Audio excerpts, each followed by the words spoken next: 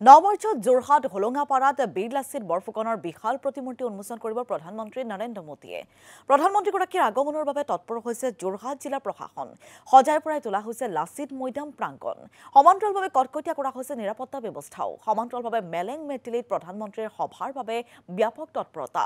প্ৰস্তুত কৰা হৈছে বিশাল মণ্ডপ। কাজিৰঙাতো প্ৰধানমন্ত্ৰীৰ আগমনৰ বাবে ব্যস্ততা বাঢ়িছে উদ্যান কৰ্তৃপক্ষৰ। বিশেষভাৱে সজাই পৰাই তোলা হৈছে ৰাষ্ট্ৰীয় উদ্যানৰ চৌপাশ। প্ৰধানমন্ত্ৰী নৰেন্দ্ৰ মোদীৰ সুৰক্ষাৰ বাবেও কটকটীয়া কৰা হৈছে নিৰাপত্তা ব্যৱস্থা।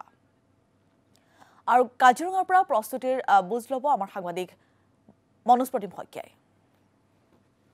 হয়, কাইলৈ কাজিৰঙালৈ আহিব দেশৰ প্ৰধানমন্ত্ৰী নৰেন্দ্ৰ মোদী আৰু নৰেন্দ্ৰ মোদীক আদৰিবৰ বাবে ইতিমধ্যে প্ৰস্তুতি প্ৰায় সম্পূৰ্ণ কৰি তুলিছে ৰাষ্ট্ৰীয় উদ্যান কৰ্তৃপক্ষ। আৰু এইখিনি মুহূৰ্তত আমি কাজিৰঙাৰ কহৰাত উপস্থিত আছোঁ। মই প্ৰথমে এটা পৰিৱেশ এইখিনি মুহূৰ্তত দেখুৱাবলৈ চেষ্টা কৰিছোঁ। ভিডিঅ' জাৰ্নেলিষ্ট চোৱা হাজৰিকাই পৰিৱেশটো দেখুৱাইছে।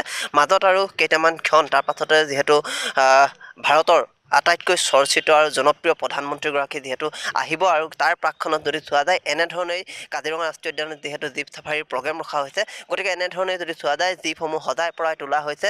মাজত আৰু কেইটামান ক্ষণ তাৰ পাছতে যিহেতু প্ৰধানমন্ত্ৰীগৰাকী আহি উপস্থিত হ'ব। আৰু কাইলৈ বিয়লি ভাগত কাজিৰঙাত উপস্থিত হ'বলগীয়া প্ৰধানমন্ত্ৰীগৰাকীয়ে নৈশ যাপন কৰিব কাজিৰঙাৰ আৰক্ষী অতিথিশালাত। আৰু আৰক্ষী অতিথিশালাত কটকটীয়া নিৰাপত্তা বেষ্টনী গঢ়ি তোলা হৈছে। কোনো লোককে সেই দিশেৰে যোৱাত সম্পূৰ্ণ বাধা আৰোপ কৰা হৈছে। সমান্তৰালকৈ যদি চোৱা যায় কাজিৰঙা ৰাষ্ট্ৰীয় উদ্যানত কটকটীয়া নিৰাপত্তা ব্যৱস্থা ৰখা হৈছে। সজাই পৰাই তোলা হৈছে কাজিৰঙা ৰাষ্ট্ৰীয় উদ্যানৰ কহৰা বনাঞ্চলৰ মিহিমুখ, কিয়নো মিহিমুখতে 9 তাৰিখে পুৱাৰ ভাগতে তেওঁ সাজু কৰি থোৱা জীপ চাফাৰী অথবা হাতী চাফাৰীত তেওঁ অংশ ল'ব। ইতিমধ্যে এইদৰে যি জিপচিসমূহ সাজু কৰা হৈছে। সমান্তৰালকৈ যদি চোৱা যায় পূৰ্বৰ যিহেতু দুগৰাকীকৈ ৰাষ্ট্ৰপ্ৰধানে কাজিৰঙা ৰাষ্ট্ৰীয় উদ্যান দৰ্শন কৰিছে, সেই দুগৰাকী ৰাষ্ট্ৰপ্ৰধানে দৰ্শন কৰা যিটো হাতী, সুস্থ সবল যিটো হাতী, সেই হাতীটো ইতিমধ্যে সাজু কৰা হৈছে। পৱন নামৰ হাতীটো ইতিমধ্যে সাজু কৰা হৈছে। সমান্তৰালকৈ আটক ধুনীয়াকৈ মিহিমুখখনক সজাই পৰাই তোলা হৈছে। আৰু এই মুহূৰ্তত যদি চোৱা যায় প্ৰস্তুতি প্ৰায় সম্পূৰ্ণ কৰি তুলিছে উদ্যান কৰ্তৃপক্ষই। মাজত আৰু যিহেতু কেইটামান ক্ষণ। আৰু এটা কথা আমি উল্লেখ কৰিব লাগিব যে কাইলৈৰ পৰা আচলতে 3 দিনৰ কাৰণে কাজিৰঙা ৰাষ্ট্ৰীয় উদ্যানৰ কহৰা বনাঞ্চলত জীপ চাফাৰী সম্পূৰ্ণৰূপে বন্ধ কৰা হৈছে। পৰ্যটকৰ বাবে জীপ চাফাৰী বন্ধ কৰা হৈছে। সমান্তৰালকৈ যদি চোৱা যায় 8 আৰু 9 তাৰিখে কাজিৰঙা ৰাষ্ট্ৰীয় উদ্যানৰ কহৰা বনাঞ্চলৰ যি বিভাগীয় হাতী চাফাৰী, সেই হাতী চাফাৰীও বন্ধ থাকিব।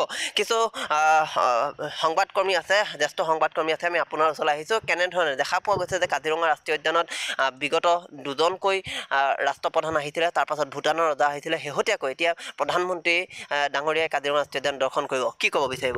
হয়, এইটো সঁচাকৈ এটা খুব ভাল উল্লেখনীয় পদক্ষেপ। কাৰণ মই এইটোৱে ক'ম যে যিহেতু দুগৰাকীকে প্ৰাক্তন দুগৰাকীকে ৰাষ্ট্ৰপ্ৰধান আহি গৈছে। এগৰাকী হৈছে আমাৰ ফৰ্মাৰ প্ৰেছিডেণ্ট শ্ৰীযুত ৰামনাথ কোবিন্দ, আৰু এতিয়া বৰ্তমান ৰাষ্ট্ৰপতি শ্ৰীমতী দ্ৰৌপদী মুৰ্মু ডাঙৰীয়ানীও আহি গৈছে।